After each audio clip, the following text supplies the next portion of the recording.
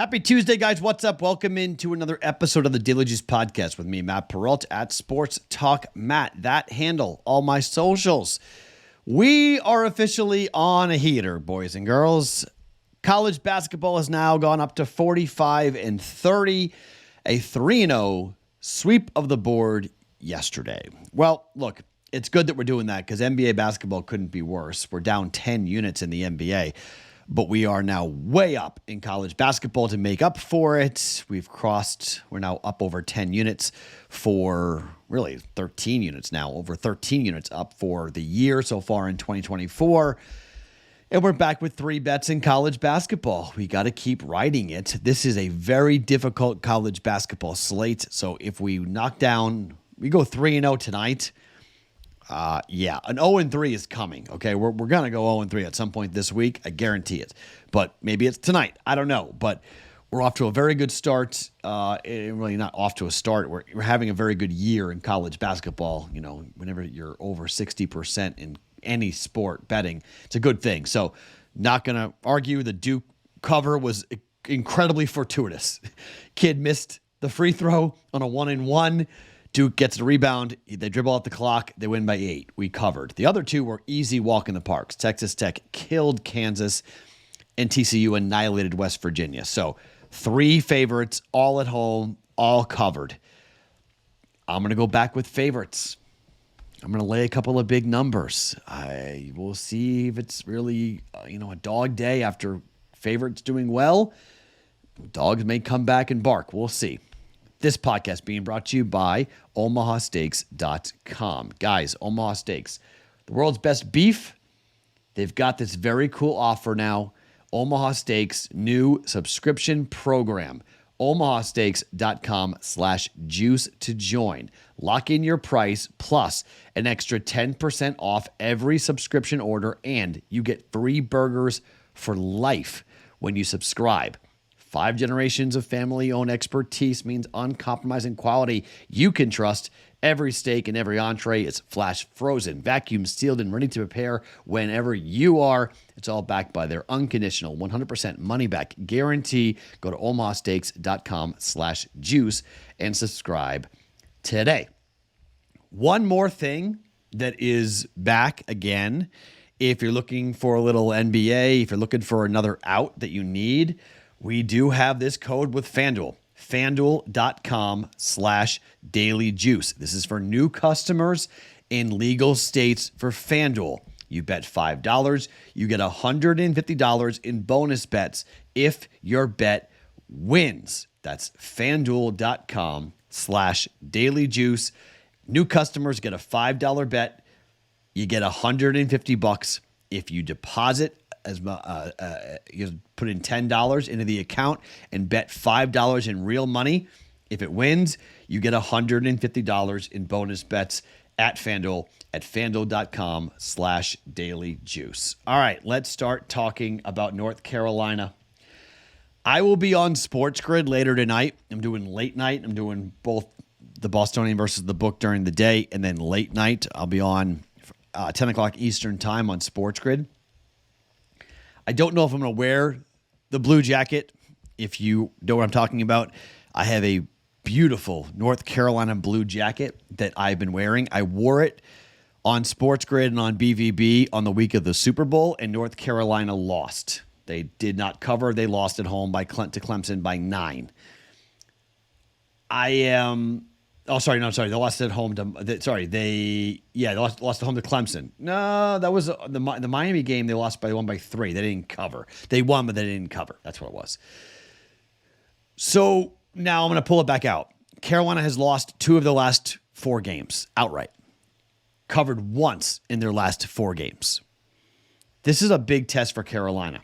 They probably will not cover this number. Okay, Syracuse is at home. The number's 8. It's a home dog in Syracuse. They're 5-8 at home, however. They're 4-9 in the ACC. When Carolina was at home against Syracuse, they won the game by 36 points.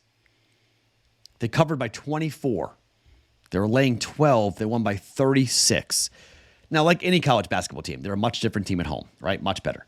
But Syracuse has covered 2 times since the 13th of January when they played North Carolina. They covered against Pitt on the road. They won by 11. They covered at home against Boston College, winning by 10, laying 4. They didn't cover against North Carolina, Miami, Florida State. Oh, I guess 3 times. Sorry, they've covered 3. No. Sorry, not the BC game. That was before the North Carolina game. They covered against NC State. They covered NC State. They covered Pittsburgh since the 13th of January. They did not cover against Miami, did not cover against Florida State, did not cover against Boston College, did not cover against Wake Forest, did not cover against Louisville, did not cover against Clemson. 4-9 ATS so far in the ACC. Carolina, 8-5. 8-5 on the road, away from home. But 6-4 over the last 10 and 2-3 over the last 5. And the last 2 and 3 of the last 4, they have not covered. So the books have a number on them. They're starting to jack up the price. You know, they win. They're laying 4 on the road against Miami. They won by 3. And they were laying 6.5 at home against Clemson, lost by 4. They're laying 8.5 on the road to Georgia Tech, lost by 1. They're 0-2 on their last 2 games in the ACC. 1-1 straight up, 0-2 ATS. Syracuse has not played great North Carolina has not played great at Syracuse. Last 2 times, it's been shorter numbers, though. But that was 2001 and 2023. Here we are in 2024. 0-2 ATS Syracuse, North Carolina at Syracuse. But I'm going to ride Carolina here. I'm going to lay the 8. It's an 8-point win, according to KenPom. See Carolina go on the road. It's going to come down to 1 or 2 possessions, okay? This is going to be just like the Duke game. Free throw, 1 or 2 possessions. I'm making a pretty good case for taking Syracuse. I'm serious, okay? Making a pretty good case. But I'm going to bet North Carolina here, laying the 8, simply because how much better Carolina is than Syracuse and what Carolina did to Syracuse in the first matchup, and the fact that Syracuse has not covered. It's covered 2 times since that game against North Carolina back in the middle of January. It's not been pretty. 1 time covering in the last 7 games. I'll lay the 8. North Carolina -8 for 1.1 units. Bet number 2. Let's go to Pittsburgh at Virginia. This number is 6. Low scoring game, 122.5. UVA is 9-3-1 ATS at home this year. But Pitt is 6-2-1 on the road. Pitt is a road warrior team. They're better at home on the road than they are at home. They're 6-2-1 ATS on the road. They're 7-6-1. 7-6-1 at home. But they're 6-5-1 in the ACC. They have covered their last 3 games. 6-3-1 over the last 10. 4-0-1 over their last 5. Yeah, that's a pretty good mark. 4-0-1 for Pitt. NC State, 3-point dogs on the road, won outright by 3. Notre Dame laying 9. They won by 10. Against Wake Forest, laying 2.5. They won by 5. Against Miami, they pushed 4-point dogs, lost by 4. Against Georgia Tech, won by 8, and they won at Duke as 12.5-point dogs. They won outright by 4. That was like the wow moment. The difference is Virginia is scorching hot. Virginia hasn't lost since the 13th of January. They beat Virginia Tech, Georgia Tech, NC State, Louisville, Notre Dame, Clemson, Miami, and Florida State. Only 2 times during this run have they failed to cover. And it wasn't bad. They pushed against NC State, and they won by 12 against Notre Dame. Every other game, they have covered. At home, Tony Bennett in Virginia, 8-4-1 in the ACC ATS. They're just unbelievable. I mean, they're really, really a tough team to face. KenPom has this as a 5-point win, 63-58. And the adage kind of goes, hey, when you have a team that loves to play defense, take the points because it's going to be a low-scoring game. But the problem I've got with that is if you look at the way that, look at the scores, the teams have gone and tried to beat Virginia in Charlottesville, it's ridiculous. Miami scored 38 points. Miami scored 38 points. Notre Dame scored 53 points.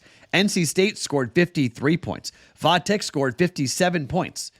Like, if we get 65 points, out of Virginia, they're winning and covering. Like, there's no way that Pittsburgh's scoring 60 tonight. Like, I don't see it happening. That's why I'm going to lay the 6 points. Virginia, -6. They're 13-0 straight up at home this year. 8-2 over their last 10. They've won 8 straight basketball games. They're 10-3 in the ACC straight up.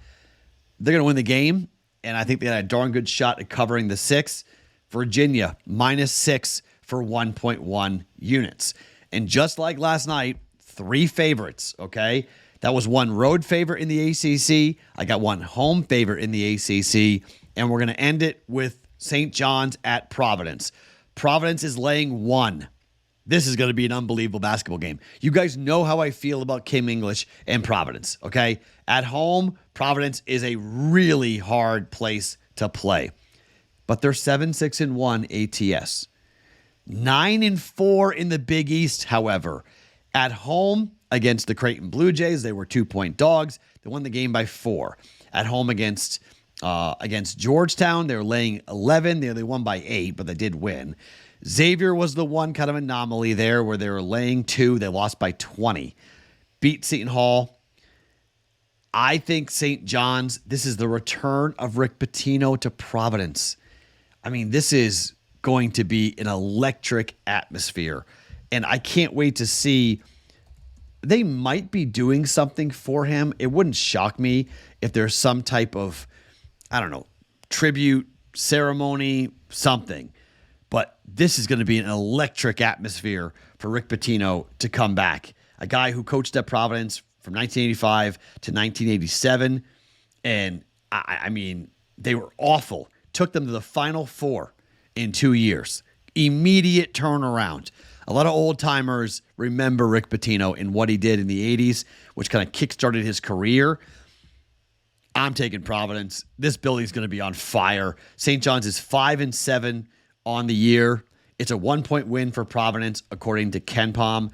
And we're looking at this offense for St. John's, which is really good. But the Providence defense has been tremendous this year. If you look at 3-point percentage for St. John's, they're 200th in college basketball, 119th defensively for Providence. 2-point percentage is 203rd for St. John's. Providence 18th. I think they win the game on their defense. Their offense is going to be good enough, but I like the defense. Devin Carter's been tremendous for Providence. Odoro's been really tough. Jenkins is great. I love Jenkins for St. John's. And Soriano may be the best big in college basketball, in the Big East, outside of Ryan Kalkbrenner. But I like Providence to win the game. I think Providence uses that home crowd. When it's late in the year and there's this much intensity, and you got a team in Providence that's covered 3 of their last 4 games, and they've lost, 3 of the last 4, but they've covered 3 of the last 4. They lose on the road against Butler. This fits right back into my lose on the road, come back home situation. They're not dogs, but they're laying 1. It's a short number. Just get the money line win. I'm taking Providence at home against St. John's. I can't wait to see this atmosphere. This is the game of the night for me. I'm so psyched to watch St. John's at Providence. Awesome game of college basketball. All right, 3 bets for us as we try to continue with this crazy heater. I know laying points in college basketball isn't always the most intelligent thing, but we did it last night, went 3-0. Let's see what happens here as we go again. UVA -6, North Carolina -8, and Providence -1, all for 1.1 units. My name is Matt Perrault. Follow me across all socials at Sports Talk Matt each and every morning. The Daily Juice Podcast, always being brought to you by OmahaSteaks.com.